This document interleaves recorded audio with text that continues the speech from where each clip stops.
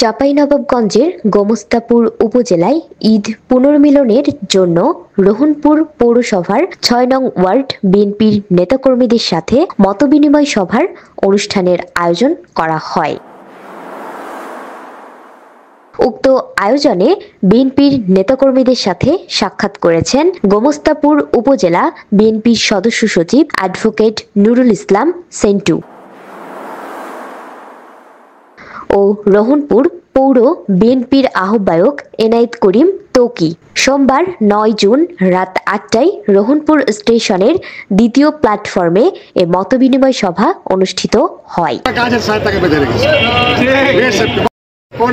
আমি আমার বক্তব্য শেষ করছি। খোদা হাফেজ।